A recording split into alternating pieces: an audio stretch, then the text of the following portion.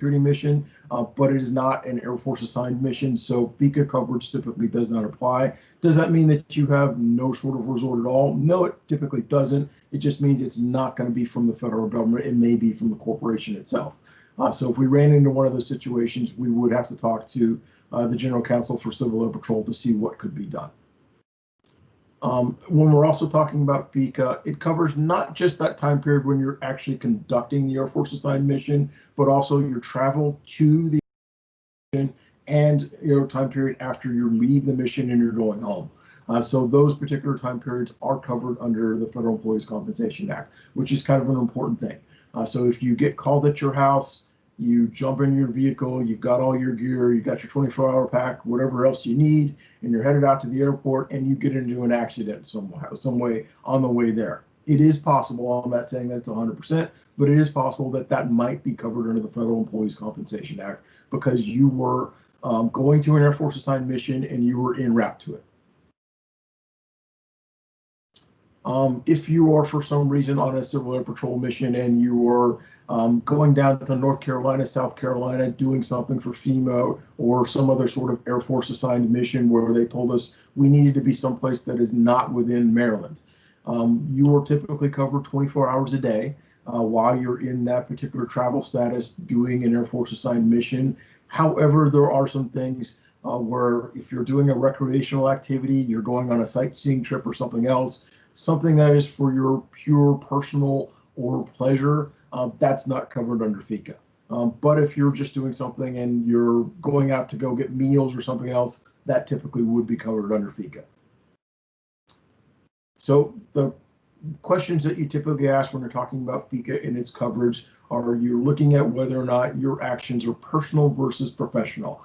So if you're out at Green Flag or something like that and you're in Las Vegas and you're which is furthering the Air Force mission, like you're going to go get meals or you're going to go get extra supplies or something else, and you get in an accident and you're hurt, that would be covered under FECA. But if you're out in Las Vegas and you're going to, I don't know, a casino or something and you trip and fall, that's obviously not going to be covered under FECA because it is considered to be more personal than professional, and it's not something that is furthering the Air Force assigned mission. So now we're turning over to the Federal Tort Claims Act. While FECA is focused primarily on you and your own injuries and yourself personally, the Federal Tort Claims Act is that sort of otherworldly thing where we're talking about third parties. So what happens if their property is damaged, or what happens if a third party has a personal injury or something else while we're doing some Air Force assigned mission for the Civil Air Patrol. The first thing we have to talk about is sovereign immunity. The United States is a sovereign. And sovereign, we were typically, a long time ago, we were talking about kings. We don't have any kings here in the United States, but our sovereign is the government itself. And the government really can just waive and allow itself to be sued when it wants to. And the portion of the government that actually does that would be Congress. So Congress writes different statutes which allows the government to be sued, to be fair. Because obviously if we do something as a government that's negligent and that's wrong, we should be compensating someone else on the other side. So we waive our sovereign immunity for certain things, and one of those things where that sovereign immunity is waived is the Federal Tort Claims Act. So the situation we're talking about here is if we're on an Air Force assigned mission for some reason and plane develops a mechanical error and it falls and it crashes into a house. That person whose house was damaged, they have some sort of rights to file a Federal Tort Claims Act against the United States government if there was some sort of negligence that was involved, so that they can be compensated for their property or any injuries that they may have sustained. There are certain special cases where it falls outside of the Federal Tort Claims Act, and we'll sort of talk about those a little bit here. But typically, much like FECA, these Federal Tort Claims Act type protections are in place for our volunteers for Air Force assigned missions. The other portion of them that we're talking about that's very important when we're talking about FTCA is that there has to be some sort of negligence involved as well. And another key point when we're talking about Federal Tort Claims Act is that this also would take us outside of having that third party be able to sue you personally. because that is obviously one of the protections that we want as Civil Air Patrol members. We want to volunteer. We want to help the United States government. We want to do our best for the organization, but also we want to limit our own personal liability and risk as well. So if for some reason we do get involved in something, there's negligence involved in the maintenance of the plane or something else, we want to be sure that we are not the ones who are going to take on that defense of ourselves and having to pay for lawyers and everything else. If it was an Air Force assigned mission, typically the United States Attorney's Office or the district where that particular claim arises at, they will take on the defense of that particular case. And they will have it removed over to federal court if it was initially filed in state court, and then they will go through and defend the United States under the Federal Tort Claim Action. You, as the Civil Air Patrol volunteer, may still be called to be a witness in federal court if the case proceeds to litigation. So that's just one of those things that's sort of out there.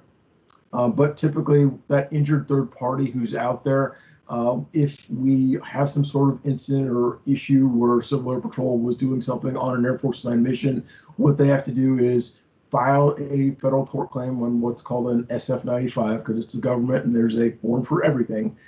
They have to file that 95. The government has 6 months to adjudicate that claim administratively. When they adjudicate that administrative federal tort claim, they can either settle that tort claim there and pay money to the third party. They can deny it, and if they deny it, typically the individual has 6 months after that to file an action in the United States District Court. Let's see. And again, for the Federal Tort Claims Act, it's for CAP volunteers who are 18 years of age or older. Cadets not covered under FECA, not covered under the FTCA, and also for CAP volunteers. FECA is your only avenue. You cannot file a federal tort claim action if you're injured in some way. You have to rely on FECA. That's your exclusive remedy. So, also when we're talking about the Federal Tort Claims Act, it's typically for some sort of property damage, personal injury damage. You have to look at the statute of limitations as well. The statute of limitations for Federal Tort Claims Act, those are typically attached to the statute of limitations in the jurisdiction where the incident or the issue occurred. So let's say, for instance, we were doing a, an Air Force assigned mission where we were doing a search over Western Maryland near Cumberland. That particular tort claim and that statute of limitations, typically when we're talking about Maryland, is 2 years. Individual, if we did something and we destroyed their property in some way, they have 2 years to file their administrative claim first with the government in order to be compensated. And when we're talking about Federal Tort Claim Act as well, they have to actually go through that administrative claim process first before they can go to court. But I tell all this to you because sometimes we do have interactions with the public as well. So if you do have an interaction with a member of the public, let's say, for instance, it is an auto accident. You were on the way to an Air Force assigned mission and you're driving a CAP van and you run into and you hit another individual. You should be telling that individual that they should contact wing headquarters, and then hopefully myself or one of the other legal officers from the wing will talk to the individual, or we will refer them to the general counsel's office. They'll be provided with an SF-95, and then they can file their claim at that point in time. But they may, call out the police and other stuff. They may ask you for your insurance. Typically, again, if it is an Air Force assigned mission, you would note that we are a self-insuring type agency. But if the police do show up and they ask you for your license, registration, insurance, please do give over that information that has been requested. Clear up any issues if it was an Air Force assigned mission later on at some other point in time. You always want to follow the directions of law enforcement when they're out there. Let's see. If the activity isn't performed as part of an Air Force assigned mission, we're typically going to be looking at Civil Air Patrol as the corporation itself. And Civil Air Patrol does have its own insurance as well. And so we'd have to be looking at those particular policies to see how it would be covered for those particular accidents or issues that may arise. So on to talking about federal income tax exemptions.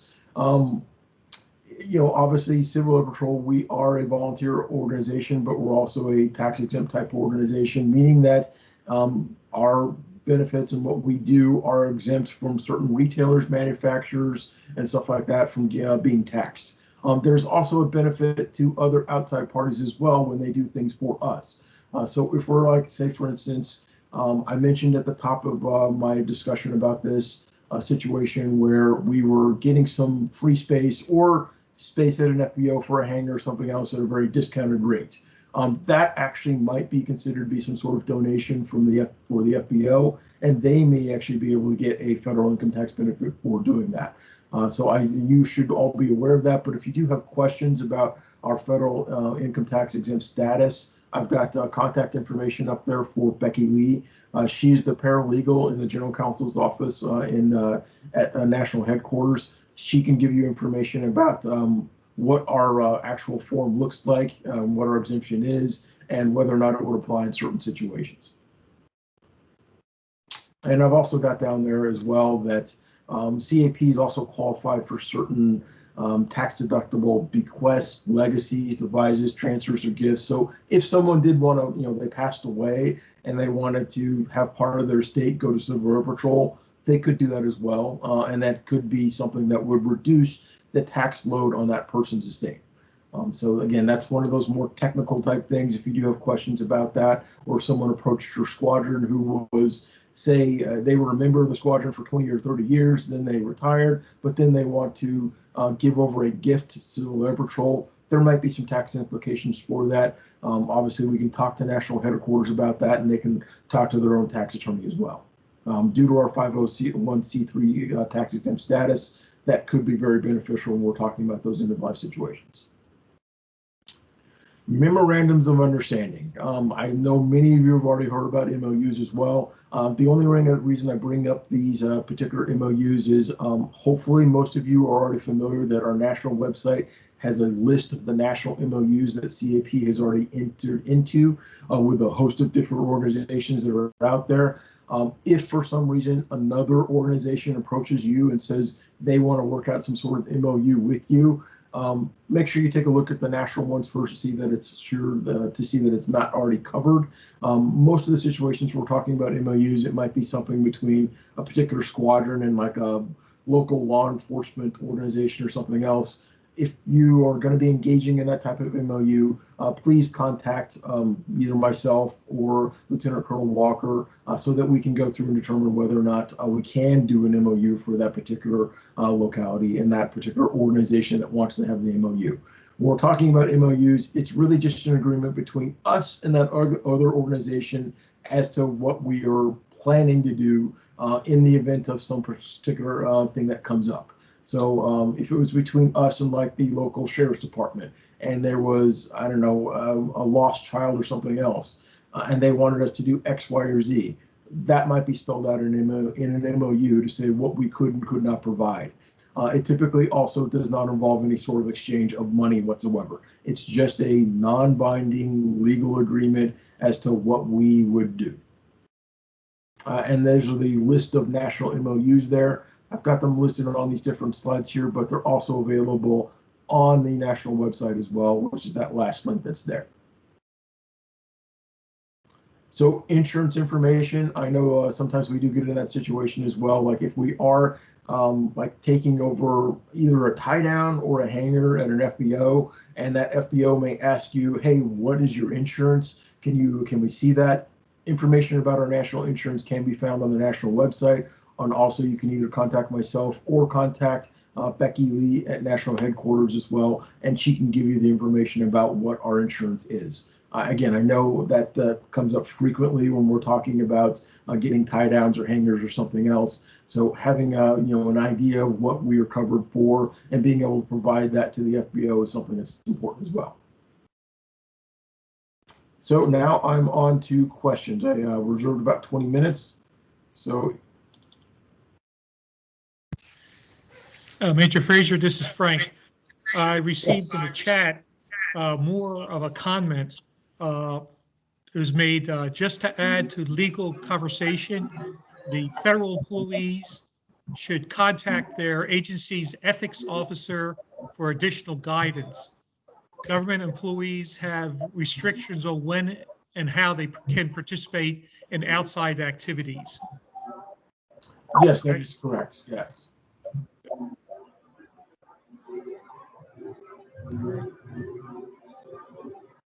Are there any more questions or Looks like someone wanted to know whether or not we'll have access to the presentation. Frank, are you aware of that? Is this going to be posted later? Well, I will unmask her mic so she can talk to you.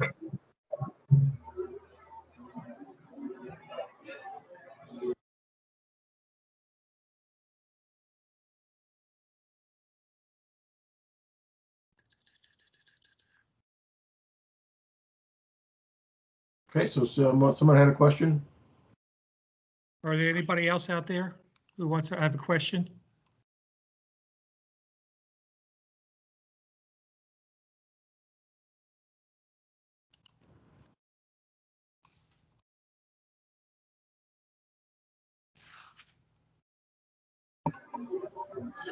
Yeah, Major, this is Captain Kellogg. A question about the 501c. Is that related in any way to our the tax forms that most members do each year? No, the 501c3 exemption is for certain charitable or religious organizations, saying that the federal government will not tax those particular organizations. So it doesn't really doesn't necessarily directly correlate with your own personal income taxes. However, some of the service that you do for Civil Air Patrol, and again, you would have to consult with your own accountant or someone else, may be something that might be able to be written off on your own taxes. Obviously, we do have through Maryland, for your Maryland taxes, you can file the forms for that in order to get some exemptions for your Maryland state taxes. And there are some situations when we're talking about your federal taxes where certain things that you do and certain things that you buy and other things may be considered to be something that can be a write-off or a deduction with your taxes. But again, I'm not a tax lawyer, so I would consult with your own accountant or someone else. Thank you, sir.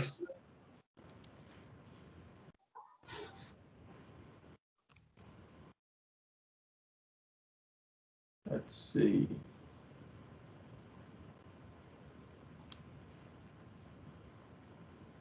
Any other questions are out there? We've got the time if you've got the questions.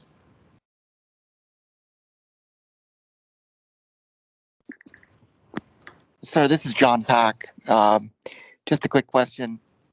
Should something go to litigation or, actual litigation occur, I'm assuming general counsel at headquarters at National will handle that and no legal officer here would actually deal with that. Is that right? Actually, no. The general counsel's office, they're really considered to be agency counsel for the Civil Air Patrol.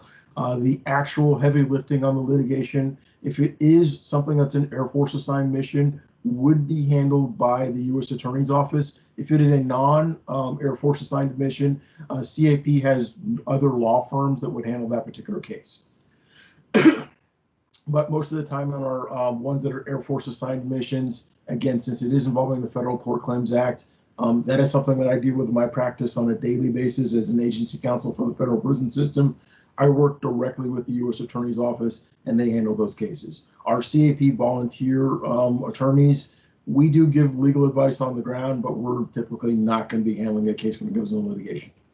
Okay, and then I guess the other follow-up question to that is, and I'm sure this is in a regulation, I just haven't read them in a while, but if a Civil Air Patrol vehicle or aircraft gets in an accident somewhere, I'm assuming that the procedure still is that you contact the National Operations Center and they will notify legal, Page Legal as well for that?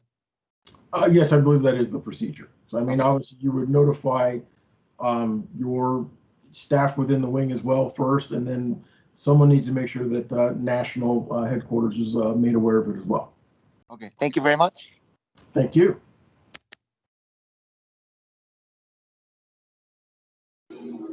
Sir, it's Captain Kellogg. One other question for you. You had explained about the Federal Tort Claims Act, but there was another part. That you had explained about that I didn't catch the drift of it. Started with an F.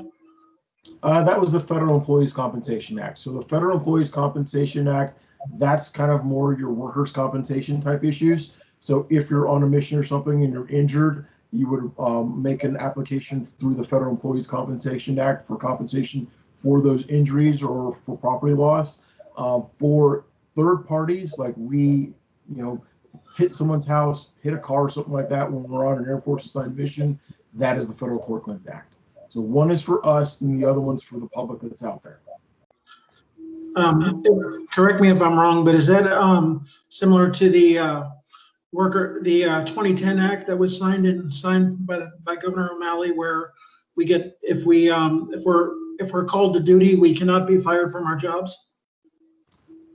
That's separate. That one is more of a workplace and more of an employment protection. This is really talking about personal injuries. All right. Thank you, sir. No problem.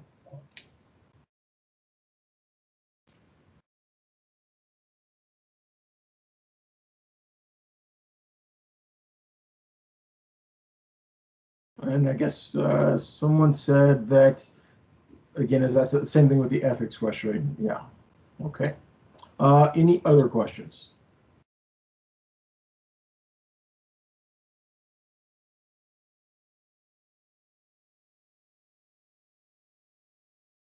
Got a free lawyer here, at least for the next 12 minutes.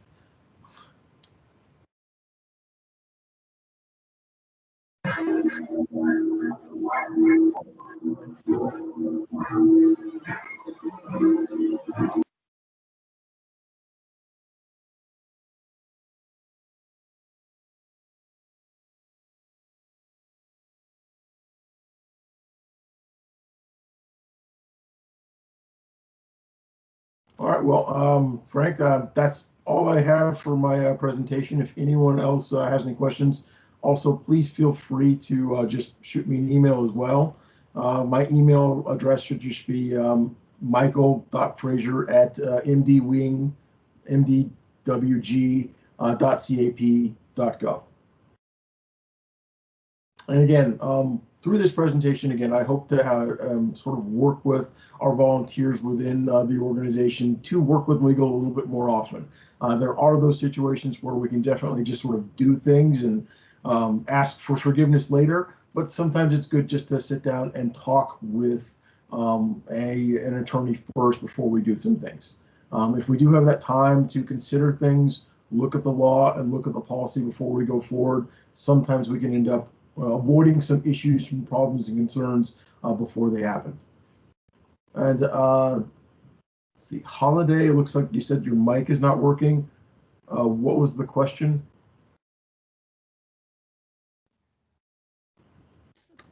That has to do with the ethics question that you got, that I mentioned earlier. That's what she's trying to get to talk to you about. Okay. So, in terms of the ethics issues, if you're working, I guess, with the federal government, I mean, what exactly is the issue that or what are the restrictions that you're concerned about? I know, at least for me personally, since my own agency, the Department of Justice, did require me to go through their ethics office to do what I'm doing right now. I had to submit a form and tell them that I was going to be acting as an attorney and giving legal advice to someone else that is not the U.S. Department of Justice, even though it's still partly part of the United States and it is a volunteer organization that's part of the government. I still had to get permission for them to do what I'm doing now. There are other situations, like if you're in the federal government, you're doing law enforcement activities or something else, where you might need to speak to your ethics people in order to do things within Civil Air Patrol. That is one of those sort of really strange quirks and things like that happen with the federal government. And it may be also at the state level as well. So make sure you're aware of what the rules, policies, and procedures are for the place where you work at. And yes, you can definitely contact me at a later time if you would like. That email address is, let's see, just type it into the chat real quick.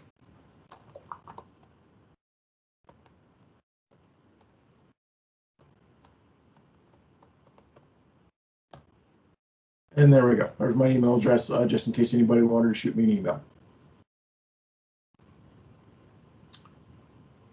All right, Lieutenant Colonel Jarosinski, did you have any parting thoughts or concerns out there? No, sir. I just want to thank you for the great presentation. And you got another chat just popped up. I'm just going to let everybody else know that the next session is at 1400. It will be, for me, it'll be session 10, and that'll be communications. But thank you again, sir. It was great. I really appreciated it. Thank you. Oh, thank you. And everybody else, have a good rest of your conference. Did you see her? I did cannot see participate. that. Yes. Okay. Yeah, it's just obviously not misrepresenting the agency. Yes, and that's the same thing that goes for my agency as well. I can't, because of my agency is a law enforcement agency, and I'm actually a federal law enforcement officer. I can't do things within Civil Air Patrol and then say, hey, I'm a law enforcement agent with the U.S. Department of Justice. Obviously, I can't do that. That is baked into the policies and procedures of my employment. So when I'm with Civil Air Patrol, I'm with Civil Air Patrol. I'm not with the Department of Justice, and don't mention it typically. It's okay to mention it in a frame of reference that I work there, but not using it as something as a tool or something else when you get involved in a situation. If you're out on an Air Force assigned mission or a non-Air Force assigned mission, I obviously, if you work for a federal agency or a law enforcement agency, you really shouldn't be using your credentials or anything else. You're with Civil Air Patrol at that time. Okay, thank you, sir. All right, I'm going to log everybody out, and the All right, session starts at 2 o'clock. All right, thanks. Thank you, sir.